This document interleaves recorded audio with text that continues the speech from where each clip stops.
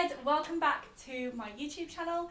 I will just quickly apologise before I start. If you can hear banging in the background, that will be because my upstairs neighbour has chosen now, as in the middle of a global pandemic when everyone has to work from home, to learn how to play the drums. We're choosing to find it really funny and not at all annoying. Isn't it funny? It's so funny. I love it. It's so funny every day.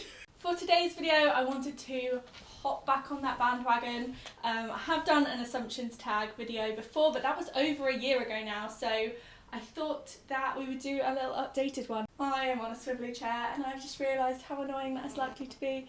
I apologise, but I will not change. These assumptions videos always make me really nervous whenever I post a thing on my Instagram story asking for the assumptions, just because, I don't know, it's like that weird curiosity of like wanting to know what people think of you but like not really wanting to know. But at the same time, like, I'm a fairly open book and I just think it gives me the opportunity to kind of talk about things that you might have been curious about that I'd never imagined, or I don't know, it's just an interesting one. I think it's a good one to get to know me better, and I enjoy watching them to kind of get to know other people better. So yeah, let's just jump in. Just quickly, if you are new here, hello, my name is Amy. I make 2 or 3 videos a week, beauty, fashion, lifestyle, that kind of stuff. I would absolutely love it if you would subscribe, give the video a thumbs up so that I know you've enjoyed it, so I know what to make more of. And without further ado, let's get on with the video. The first one, I got a lot about Twilight and I'm not going to address them all, but the first one is Bella's Lullaby is your jam, and that would be absolutely correct. More Twilight viewing Instagram stories coming very soon. The next one is, you are a confident person. I think this question has a 70-30 split. 70% of the time, yes, I'm very confident. I feel very confident in my work most of the time. I feel very confident. I don't know, like, I would say that I am quite a confident person. I like to take risks and I like to do things. I am a confident person. However, the 30% of the time, and that is my anxiety disorder, I'm a wreck. I have no confidence in myself at all whatsoever. I think that everybody hates me. I think that everything I do is useless. I have no talent. I have nothing interesting to say. I'm the ugliest person on the planet and nobody cares about me.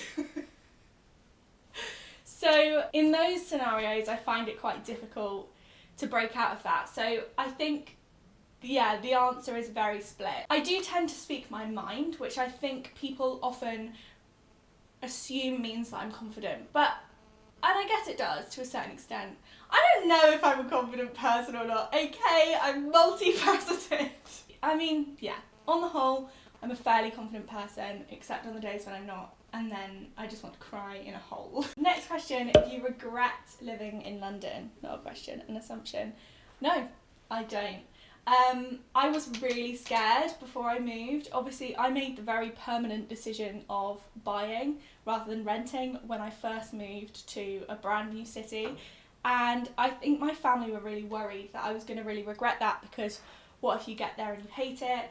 But I don't. Don't get me wrong, I've lived here coming up to 2 years now, which is insane, and there definitely have been parts that I haven't enjoyed, but at no point over those last 2 years have I thought, oh my god, I wish I didn't do it. Moving to London was difficult because I had a couple of friends, but obviously they already had their whole lives in London too, and I can't just come in and steal those. So yeah, it was tricky to move, and I would, if I'm being completely honest, I would say that it probably took me a full year to be able to honestly, genuinely, like, hand on heart say that I felt settled here. And I did say that I felt settled before that because I thought I did, but I didn't. It did take a full year. But now I'm really happy with my decision, and I always have been happy with my decision, but I feel like a proper Londoner now. It's quite funny. Next assumption is, you want to be a blogger full time. Again, this is a question with multiple answers. I think most of them do. do I want to be a blogger full-time? I would love to have the opportunities coming in to be able to make it a viable full-time job for me to be a blogger alone. I mean, I don't actually have a blog. Well, I do, that has one post on it, but like Instagram and YouTube. But that being said, I am the kind of person who I don't think I will ever have just one job. It's just not how I operate. Like, I like to spin several plates, and I think that's because I do take a lot of risks in terms of my career, but I think because of that I have to make sure that there are several things going on at once, so that if one risk falls, then like it's okay. Do you know what I mean? So would I want to be a blogger full time? Yes, but to be fair, I think that job in itself requires many different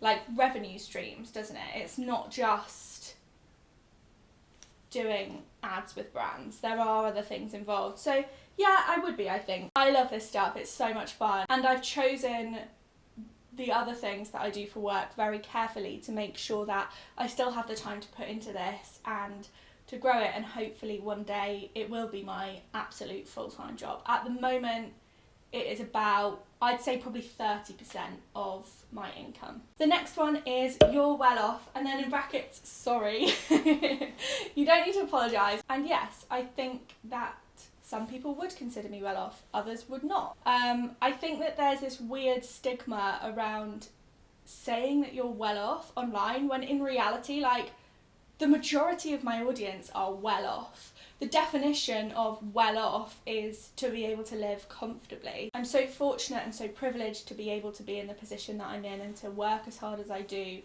But at the same time, do I worry about money sometimes? Yeah, like we all do. London's a really expensive place to live.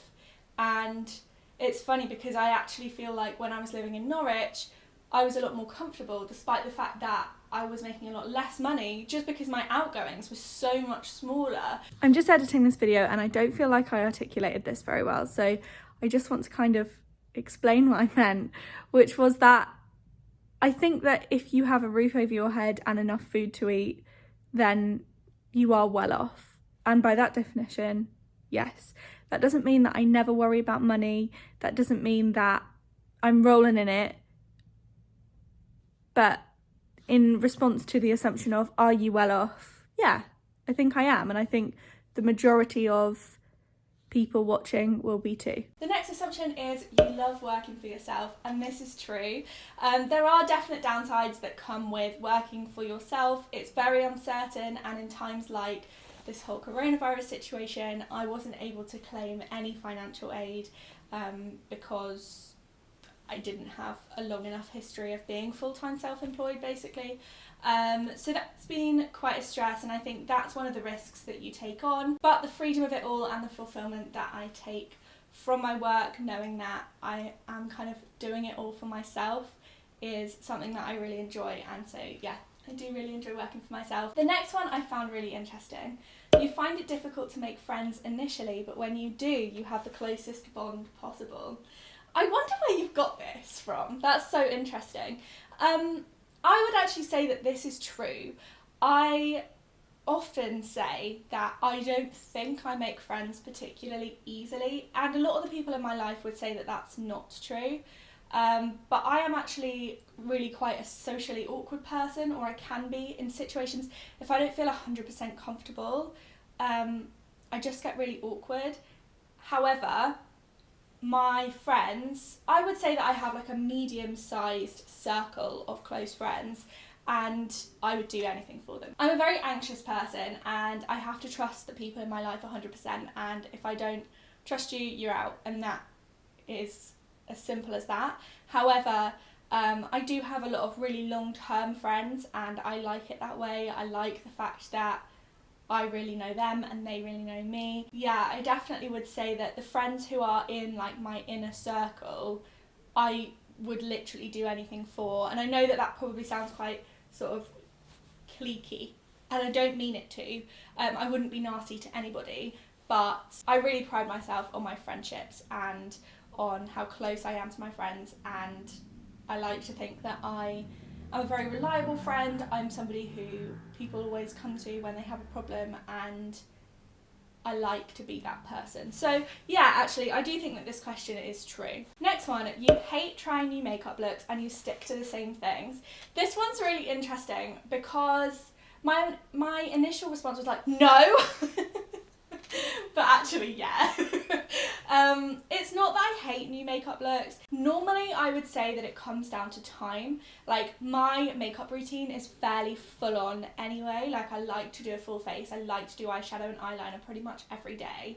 The only thing that I do switch up a little bit is the colours, but even then, they tend to stay in the neutrals kind of range. Today, I've gone for like a pink, and that is quite something to get used to. I keep looking at myself in the mirror and being like, whoa. I think I do often stick to the same things, but that's because I've experimented a lot with makeup over the years, and I think I found something that suits my face the best. So I'm not realistically gonna swap it out for things that don't suit my face as well. It's like dark lipsticks, I've learned don't really suit me, so I don't really wear them. Red lipsticks I can get away with sometimes, but like purples are a no. In terms of eyeshadow, I can be a little bit more adventurous. I haven't been recently. Over the last few years, I've stopped really, and I do want to get back into it. I actually had this fun video idea, which was like taking a really out there YouTube makeup tutorial and trying it, because I've never done any of that like Instagram makeup type thing. So if you would like to see me try out some different makeup looks, let me know. And the last assumption that we will deal with today is you were a theatre kid, which isn't a bad thing. I too was a theatre kid. Hello to my fellow theatre kid. Yes, I absolutely was. I loved musical theatre all throughout school and high school, and sixth form and college. And I still do. It's just kind of fallen by the wayside, and I think when you're an adult, your choices are quite limited. Like, unless you do it professionally, you're kind of quite limited on how you can express that. So I don't know, it's something that I've been thinking about a lot more recently, so if anybody has any suggestions, I'm all ears. But for now, I will stick to watching Newsies and the last 5 years, just one after the other. So that was my assumptions tag video. I hope that you've enjoyed it and it hasn't been too rambly. I think I wasn't really making sense for some of it, actually. You know what? Because I've been spending so much time by myself, I feel like I've forgotten how to string sentences together, genuinely. So, sorry about that. Thank you so much for watching. I hope that you've enjoyed this video. I have today reached 6,800 subscribers, so thank you so much. I just really want to get to 10k by the end of this year. That is my ultimate goal. So if you're not already subscribed to my channel, I would absolutely love it if you would subscribe and stick around to see more videos from me. 2 or 3 a week. I'm going for 3 a week at the moment, but we'll do at least 2. Thanks ever so much for watching, and I will see you on Tuesday, is the plan. Bye guys.